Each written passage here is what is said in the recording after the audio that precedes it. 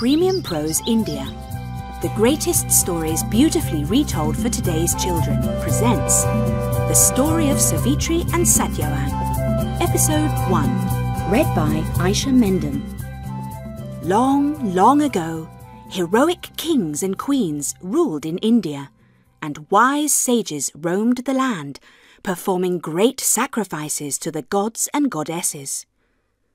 At this time, brave King Ashvapati sat on the throne of the Kingdom of Madura. He and his beautiful Queen Malavi ruled wisely and well, and the people of Madura were loyal and happy. The king was tall, handsome, and astute, and his queen was serene, intelligent, and wise. The palace of Madura was large and picturesque, with rose-pink walls and latticed windows. Elephants and peacocks strolled through vast pleasure gardens, and the sound of water splashing in ornate fountains filled the palace. Laughter and conversation could be heard everywhere as servant girls and important ministers of state hurried here and there to do the bidding of their beloved king and queen. But the happiness of Ashvapati and Queen Malavi was not complete, because they had no child who would grow up and, in turn, rule the kingdom wisely and well. So the king and queen prayed to Savitri, the sun god, for a child. Pleased with their prayers and sacrifices, Savitri, the sun god, granted their request, and soon a beautiful baby girl was born to them. A princess for Madura! The king and queen were overjoyed, and all the people of Madura rejoiced as well. The streets were filled with the sound of jubilation as everyone hurried to dress in their finest clothes. And they rushed into the city to celebrate the birth of their princess. "What shall we call our new daughter?" Queen Malavi asked her husband, King Ashvapati. "We shall show our gratitude to Savitri, the sun god, who heard our prayers and gave her to us. Let us call her Savitri." And so it was that Savitri grew into a beautiful and loyal daughter to her doting parents. She was instructed in all the arts and sciences and proved a willing and clever student, absorbing easily all the lessons of her teachers. She could read, write, sing and dance. She could discuss learned questions with the wise sages, and all Madura looked forward to the day when she would marry a great prince who would join her in ruling Madura. Finally the day came when Savitri was grown up and of the age when her thoughts and those of her loving parents turned to who would be a suitable husband, a partner for life. So her parents, King Ashvapati and Queen Malavi, said to Savitri, "Savitri, you are the apple of our eyes. You are like sunshine on a dark day. The people of Madura love you. We love you. The time has come to consider that important question for any young person. To whom will you promise yourself for life? Whom shall you marry?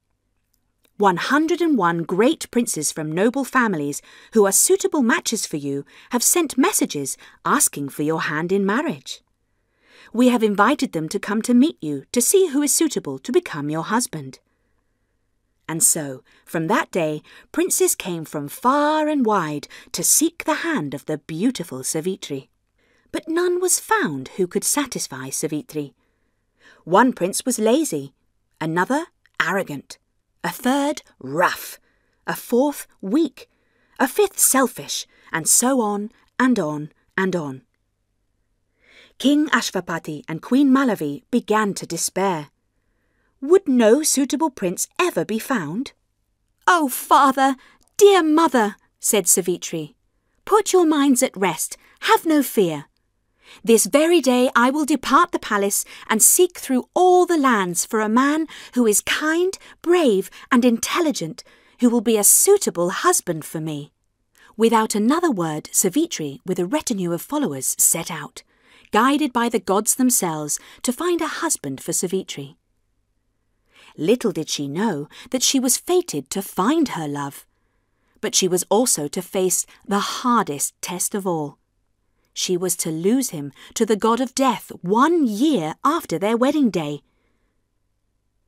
One day, after many weeks of journeying through many kingdoms, Savitri and her followers were travelling through a dark and forbidding jungle. Birds screeched, and monkeys chattered as they passed, and snakes slithered from their path. The servant girls were round-eyed with fear. The soldiers clutched their weapons, ready to rush to the rescue of their beautiful mistress. At last they came to a clearing and saw, to their great amazement, a small hut built of wood and roofed with broad banyan leaves.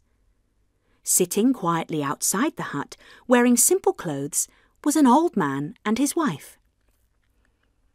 "Greetings to you, sainted father and holy mother," said Savitri politely, bowing low to the old man and woman. "My name is Savitri, Princess of Madura. Why do you live here far from civilization, alone in the jungle, threatened by dangerous beasts?" "Oh, Princess Savitri, welcome to our humble dwelling. You are welcome, as are all your followers. Please accept our hospitality, small though it may be. Please sit and drink some cool water. Eat some of our simple food, and I will tell you our story." "Thank you, kind sir and madam," said Savitri. "You are very generous to us, who have travelled from a distant land." Savitri and her followers seated themselves comfortably on the ground and took a little water and some of the old man and woman's simple food. When they were satisfied, Savitri again politely asked them how they had come to live in the jungle. "Our story is a sad one. My name is Dumatsena, and I am the rightful ruler of the Kingdom of Shalwa. This beautiful lady is my Queen Lakshmibai. Unfortunately, while ruling my kingdom, one day I was afflicted with blindness. Seeing his opportunity, one of my enemies from a neighbouring kingdom swooped down and surprised my palace. My queen and I barely escaped with our lives, and we fled to this jungle carrying our newborn son, Satyavan. Since that day, we have dwelt here in the jungle, watching Satyavan grow into a fine young man, and weeping at the fate that our handsome, strong and intelligent son will never rule the kingdom he was born to." On hearing the name Satyavan, Savitri's heart leapt. It leapt even more when Satyavan, handsome, strong and calm, emerged from the jungle, carrying an axe over one shoulder and a heavy bundle of firewood easily under the other. He too stopped at the sight of Savitri, and their eyes locked on each other. Each knew they were destined for each other. Savitri had found her husband. They received the blessing of King Dumatsena and his queen Lakshmibai, and Savitri hurried home to tell her parents, while Satyavan stayed in the forest continuing to care for his aged parents.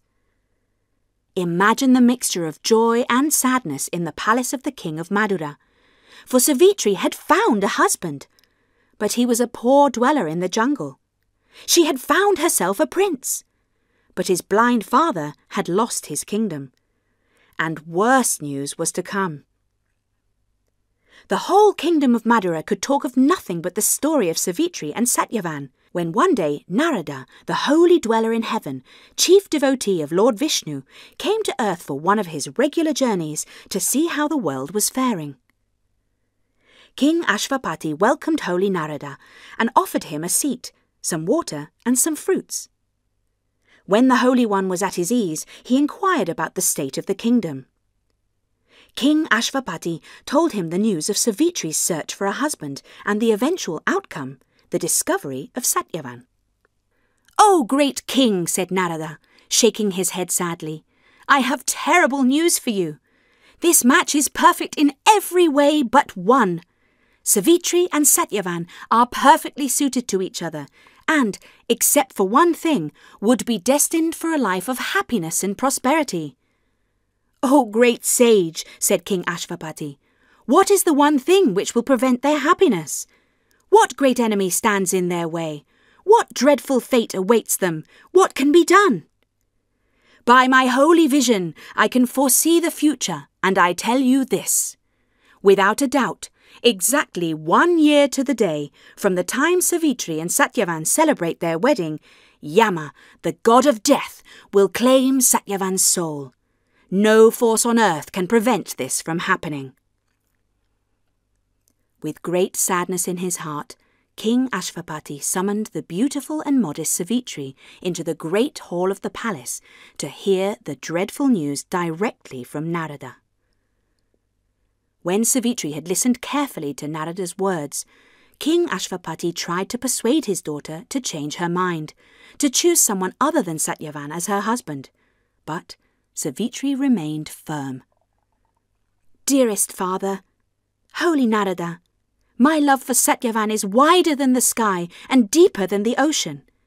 His love for me is the same. I can choose no other husband. Our love will conquer even death. King Ashvapati then spoke again. But dearest daughter, you know the traditional laws of marriage of our land. If you are betrothed to a man and go through the wedding ceremony with him, and he afterwards dies, the law states that you must remain single for the rest of your life. Without children in the first year of your marriage, the kingdom will have no heir to the throne. But Savitri remained immovable. She insisted that she would marry Satyavan. At this, Narada asked permission to speak. Noble king, illustrious princess, I know things seem impossible, but again, through my divine sight, I can see that Savitri and Satyavan will marry. It is written in the stars and in the destiny of these 2 children of royal households. I give this match my blessing. With this, King Ashvapati and Queen Malavi agreed, and the eager Savitri left her parents' palace and took her journey to the jungle to marry Satyavan and to try to defeat Death himself. The story of Savitri and Satyavan is continued in episode 2. Thank you for listening to this story from Premium Prose India. For more great stories, go to our website premiumproseindia.com.